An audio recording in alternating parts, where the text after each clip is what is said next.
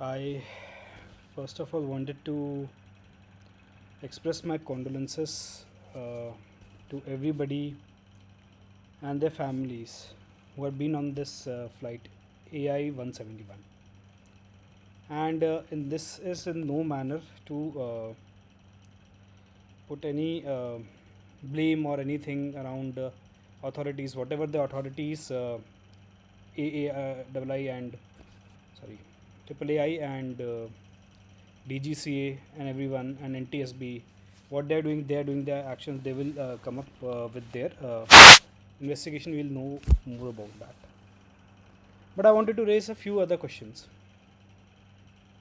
and this is going to link up multiple aspects. First of all, we have a very blurry or faint footage of this plane supposedly gliding up and like after at first of all at the end of the runway, it's gliding up, obviously creating the dust cloud, and like then gliding up, then gliding down, uh, the wheels, sorry, the landing gear down with the flaps up. Obviously the like people are coming up with their theories, but in such a blurry footage you cannot actually make any comment around that. What I do want to understand one thing is about the sector of aviation itself. First of all, is it inherently a problem that you are trying to create profit in somewhat of a loss making sector? Because at some point you need to see whether the product is more important, or the quick rollout, or that profit is more important. Sometimes that we have to see. So this happens in software engineering also. For software engineers, we know that we are now for past 4 years I've been observing at least that people are not focusing, like even in the industry, are not focusing so much on the product's quality. WhatsApp messages coming in. Okay, so they're not focusing on the product quality, they are focusing on the speed, because speed, you can enter into the market and you can roll out a product, and that is one way to go. And because there's so many software companies, there's so many tech enabled companies, so you might have to get into that mindset that run quickly. But are you actually having 20,000 airlines to compete against? Or see, aircraft manufacturers are only two, and there are actually two worldwide, two more renowned, having a major market share. There's Embraer also. There are other aircraft companies also, but it's not like 28,000 or 50,000 companies are rushing in to make aircrafts. Who knows? Maybe after the way things are going with Boeing, there might come companies who want to take up its place. Who doesn't want to dethrone a king? At least in the corporate world, there might be people coming up, or maybe some of the execs of this. Because what happened with Boeing also, so many people were the way the company started with was tech excellence at its sense, like build the best product, and pilots used to love Boeing airplanes. But then what happened? You started getting into a mindset. You hired different people. You replaced the entire corporate leadership, and they started cutting. And we know the history. What is going on? There's a whole big Senate interview that came in 1 or 2 years ago, like around, you are earning so many millions of dollars. The people are not getting high. Everywhere this is happening. That is not an issue. But this mindset about how much can we extract more. If you see, it is not just about Indian planes. This is happening in the US also. Like, I have seen those planes, like they are barely kept in a state that they don't malfunction, but the maintenance is not so great also. Obviously, there is a popular YouTuber by the name, and now he had to go on with the whole trajectory vlog and log that thing. But he was fired from, he was an IITian who went on to become a pilot, and he was fired for raising out concerns about safety and operations and escalating it. Today, like I was like this person who has raised a whistleblower, Mr. Sam. He now Sam also comes with Saksham. That's a different thing, but yeah, no, this is not that Sam. That my this is like you have a whistleblower coming in. He tried to raise up the concern so that you can solve it. And what happens? This happens in families also. Another slight deviation, instead of solving a problem, you will try to cover it up, you will try to put it under the carpet, and वो एक that tendency is still there कि somehow whatever is suiting, this is a concept in economics, बहुत like a very old term which was put up with like snob effect in the economy. The priorities of few are very different from the priorities of many. But somewhere you need to come up with the balance. You cannot make profit of sometimes. Now, as passengers, we would be concerned. We would not. We would be mildly discomforted, or like when the food packets are getting, instead from a plate to a smaller plate to one or two items, and then eventually you're handing out a small box or something, which that is still manageable, although disappointing. It is manageable. That's not an issue. But when we need to ask, put up three questions, like one or two questions which I would ask. Like, now this is like the problem with this country. Now you cannot put any questions to the government also. So not insulting government. I guess they have done pretty great stuff also. But are we exerting everything and trying to squeeze out every last drop of the, because after a point a lemon hull also doesn't give you more juice. How many times can you squeeze a lemon hull? How many times how many shakes glasses of lemonade one single lemon can make? There are certain things that you cannot go beyond to increase no company in the world can make profits increase up indefinitely. Our pie, so first thing is, our things is this race of running up the cost, like running up the profits, and the running down the cost as much, like hire so less people, have less machinery, cut here and there corners, make some small alterations here and there. Is this really going to help? 1990s there was a in 1990s there was a crash because of faulty or a like undercut kind of a manufacturing procedure, which introduced some level of impurities in the blade, like in that metal, like in that titanium, that small holes were there, and that whole thing break, like the whole big engine blade, which is usually unbreakable, it broke off, blasted an engine, and led into a similar situation of death. I'm not sure which aircraft company was. I don't remember. But are is this something which is going to keep continue, or like and are we actually at this point? I want to see the country's reaction also. What are our priorities? How far is our intelligence also going? Can we actually start thinking about what is happening instead of worrying about things which we are made to worry, which are not even important? At least you don't have any control on that. Is it happening that concerns are just being raised to divert the attention where actual problems? Who questions that? Who knows that how much stress does pilot go through? Because our society is thodi si like toxic. We will only see that okay, a pilot makes 6.5 to 7 lakh rupees at the captain level, and we do not see what kind of discipline, training, and all of that stress is going on, and just see through that.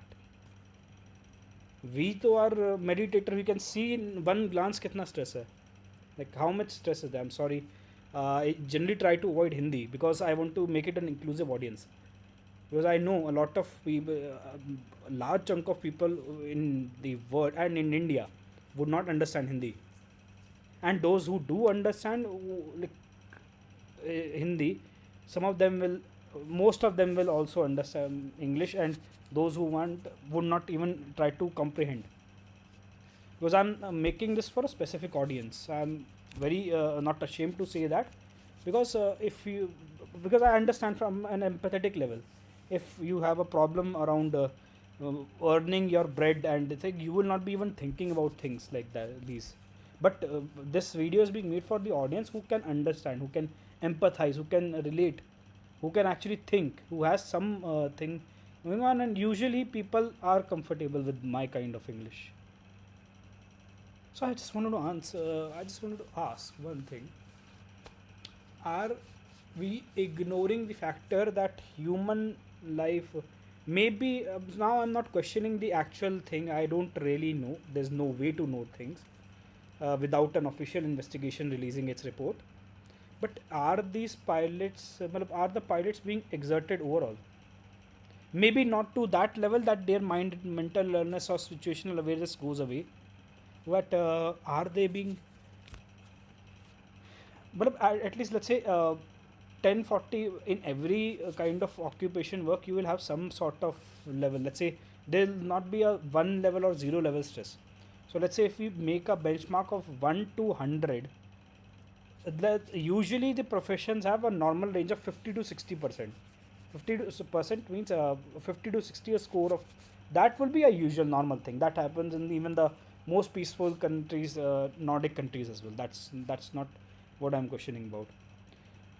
Above that as well. So is it that if at 98 or 95 the person's whole balance and everything goes away, and not psychiatric, but let's say you are exhausted beyond capacity, and you're just soldiering through thinking that I may be able to justify a target which is being set by somebody unrealistic, just focusing on extrapolating the numbers, who has no sense that even if the economy is going at 7%, how can you even grow at 50% or 20%? I'm exaggerating the numbers. The are or was it, does it happen through that I'll put one more angle to this thing, which is, might be true, is that are people in general operating at 70, 80, 90 also? Out of 100, if the 95 is a cutoff, 100 you will die, let's say, and 95 you are like, you are not cannot function. Your body might need to have a long therapy treatment or even hospitalization. Let's say, are people already working at 70, 80 on regular basis? And for in this context, at a danger, let's say the level 80 is obviously the level 80, what is there to assume that it's a dangerous level? Are people already operating at that point? And 30% of your year, if you're operating at that point, you're in a dangerous situation. Even 20%, I would say. In a that is a separate point. And so many creators before me have raised this. In a country where there's mass spread unemployment, you have 40% of those seats are vacant, where the safety transport is. Why? Or is it a strategy? Is there some strategy behind it? I would like to know about this. There are few things I could think about. Well, I see. Just to give an example, you might know about this serial called Doctor House. It's something available, I guess, on Prime Video. You see, the whole pattern of that toxic boss is like, first of all, he's portrayed to be an intelligent, violating all kinds of rules, sacrifice, like creating a menace in the lives of everybody who interacts with, not letting any single happiness in anybody's life survive. Should these people be even bosses? Or are we trying to institutionalize people that this is a norm? This is not a norm. This is not a toxic thing. This is not an abnormality. Over the times, we have tried, like, imbibe things which are not normal, which are not healthy. Because what happens is, if 80, 40, 90 people are doing it, it's normal. It's normal.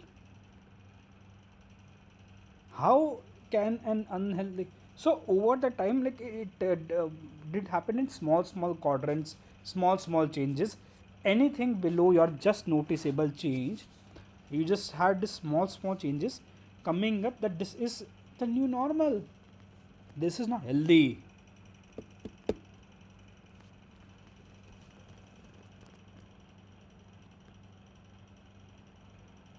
So are we suffering that impact also? Maybe now we, maybe me saying this would not have any impact on corporate leadership. Me saying this will not have any impact on, world will keep on running like this. But my saying this will at least have one impact. We will start thinking. Maybe we will start empathizing with people. Because there's another pattern of toxicity, blaming. There's another pattern which I've seen. Blame the victim, blame the person. Maybe we just want somebody to take up the blame. So everybody would be rushing out first thing to blame the person who is not me technically. I'm talking in their perspective. Find any person who you can shoot the blame to, and in this case there might be things. But do we see all these things? Because it's not easy to decode this. One captain flying 8,000 hours, one first officer 1,000, 2,000 hours, and so many hours on a 787 in itself, because there's like 787 is a costly aircraft. There are not too many 8,000 hours on 320 Neo, Airbus A320 Neo, and 8,000 hours. Who knows what other history he might be coming in. So it's not comparable.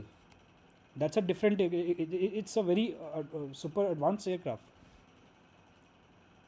and you cannot actually compare them. But it is hard to. So it's things like these you need to consider. Maybe there, or it's a particular human. So are we going to pin the blame to this person, or are we going to see things in a more? At least my the goal which I would achieve after speaking this is, you start recognizing these things. At least solutions will come later also. Maybe you cannot solve the problem of you have no control over aviation, which is fine, but can you do something else? Socially, so we are, as people, as employees, are trying to bite off our legs each other. This is more common in India. Let's be very honest. And इसमें कोई, like, I'm not bringing in the nationalism perspective of it. I'm not questioning any party, anybody over here. Don't come after me, but at least you will start at least absorbing it. First, you will be like, what happens is, when you get on this thing, you start looking. First, you get riled up because you're be operating in certain belief pattern. You're ignoring certain patterns. There's a lot of information that receives. Like right now, I am receiving certain temperature of air on my head, on my body. There's certain feeling between me and this cushion. There's certain feeling between the light coming in my eyes and even on my skin. You might not sense it, but there is some impact here. You're noticing, because even your skin understands, even if your eyes are closed, that the light is closed or not. That's why in open light you cannot sleep. It's proven scientifically. I'm not making this mumbo jumbo up. I'm not making the. First of all, let's stop calling these things, because even the more perceptive you are, the more reflective you are, you can notice these things and start thinking. So first you will start seeing that you're, because you are used to, because our brains cannot process so much information, so they filter out a lot of it. You cannot be always in that state. Some people can be. Those are advanced things. I am not going to touch. This is not a spirituality video. But let's say most of us don't recognize a lot of these inputs. Our brains are not trained to handle this much content, constantly noticing, so we filter out a lot, and we end up filtering out a lot of information coming in, and start, maybe after this we will take a step back, just one step back, take a deep breath, and then just see what is going on. Maybe we'll start behaving differently, or at least coordinating. Like, if you are watching this as a group, coordinate. Maybe you're watching this with your family, you're watching with your spouse, your parent, your partner, even with your enemy. You can watch this with. This is a this is a safe. Well, I don't have a hallmark of safety or something like that, but this is a pretty decent video, and my objectives are very important.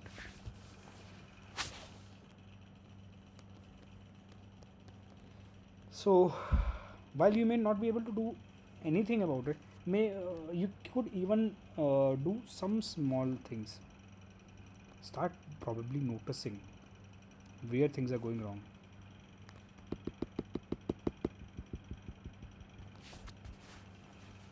Third thing I wanted to know, ask you, I don't know how far is, maybe the actual footages are not being released because of sensitive information, which is all fine. But such high resolution cameras placed on airports, on every other junction, there are so many things. Why do we have only? Why do we experts, so-called experts, are being shown only the footage of some people who have clipped that through their phones? Why?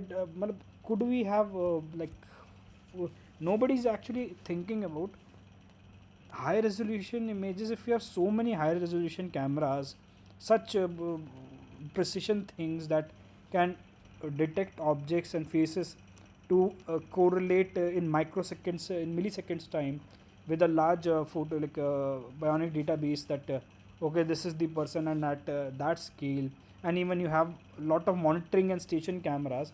Why do we even have a blurry picture of this thing? If there is a clear picture, though, like, you can any pilot, even half experienced or not even an expert, but maybe uh, uh, you can actually say, no, this is like a flap problem, or this like, why is so much obfuscation? I understand our normal cameras might not have that resolution, or is it that during daytimes or things like that, AI, the resolutions are automatically changing? I don't know, maybe that's a coordinated software thing. These phone cameras do not have such a decent resolution. Those enhancements of like 140, 120, 80, or those things, they are done with like a neuro, like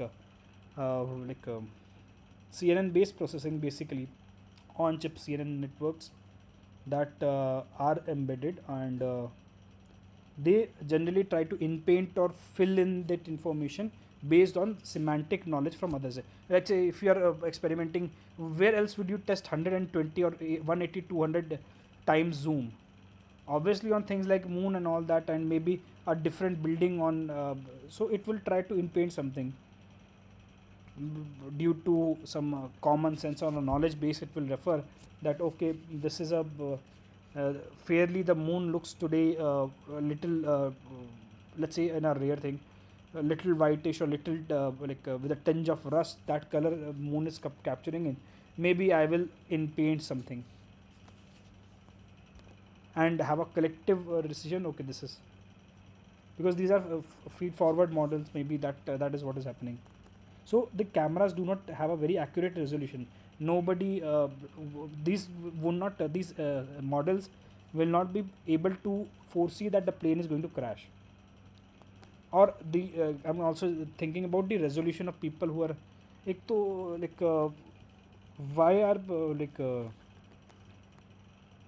well, people are like, I understand in moments of these tragedies, nobody, people, most people do not, or I may be wrong over here. Most people might bring out their phones and like in a travel like in those hysterical scenes we see.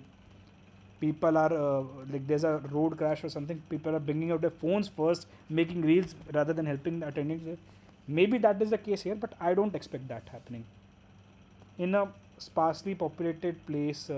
Nobody's expecting a crash, and they might have seen or witnessed something, but because taking out a phone from your pocket or something, or even turning on the camera if you have done, it takes time. So you have only certain limited angles or things, and it's a blurry picture, or maybe it is blurred to present to the world, because that can also be there. So questions, we may get answers, we may not, but we need to now start looking at our lives little differently. Why are we exerting things beyond our is it actually going to work, or do we have a different strategy to earn? Can companies think differently? Because at one point Boeing was a brilliant company to work with, brilliant engineers, and because those were the ones heading it. After on this honcho started coming in the managements, so these changes happen slowly. I teach some of my students how to get into these roles. I even interject themselves, and those are not your corporate traditional HR things which are shared to everybody, which almost everybody will know. These are some certain things you gain after experience, and you can even teach yourself doing this, but it's going to take time. Might as well ask a consultant like me. And yes, I am promoting myself on this channel. There's no shame in it. Why are we so ashamed in promoting ourselves?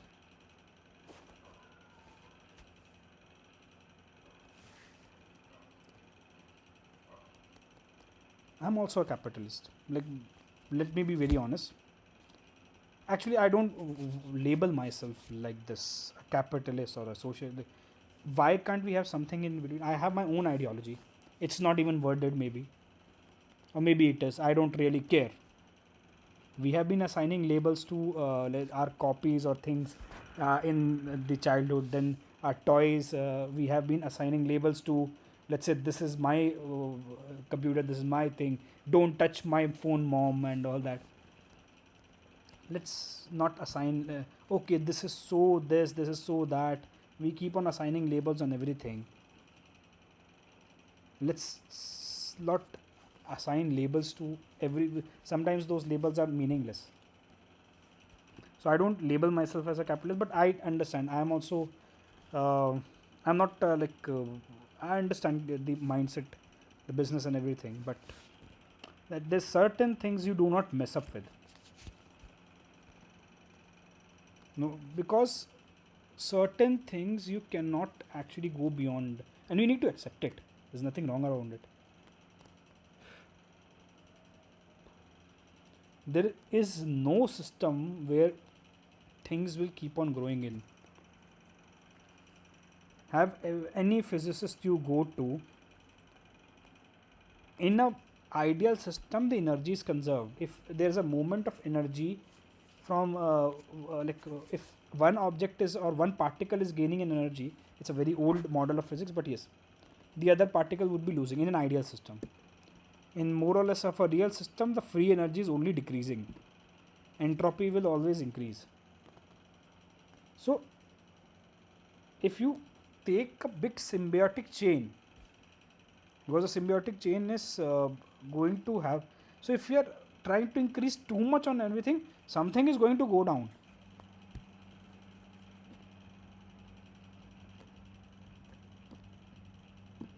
Some sort of training needs to be given, retraining to our leaders. Boss, you have, I know you have a pedigree, you have a structure, you had so much going on as rising through the corporate ladder, but now you might need to rethink, because I see on a daily basis leaders who are frustrated, toxic. That is just a mere symptom. There are so many things going on.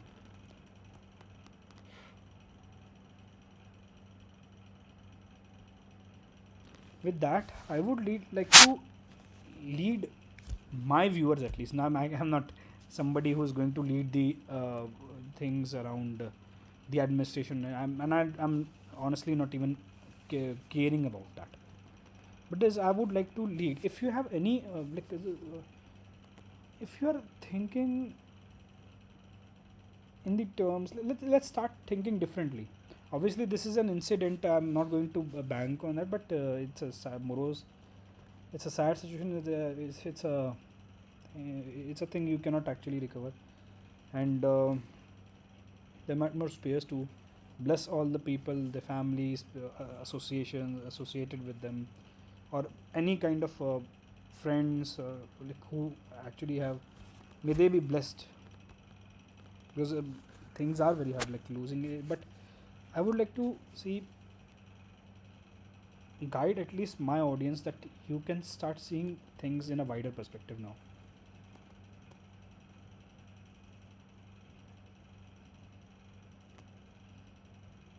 And with that, I would like to ask you, if you liked this content, if you saw some insights, you saw some knowledge, you can like the channel, like the videos.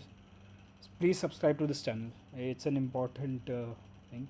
Maybe I forward it to one or two of your friends and all that. This is uh, guerrilla style honest marketing.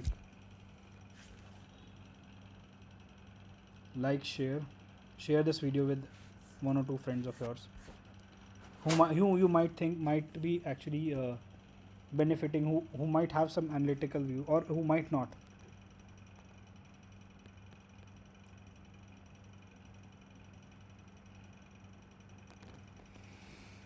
Thank you.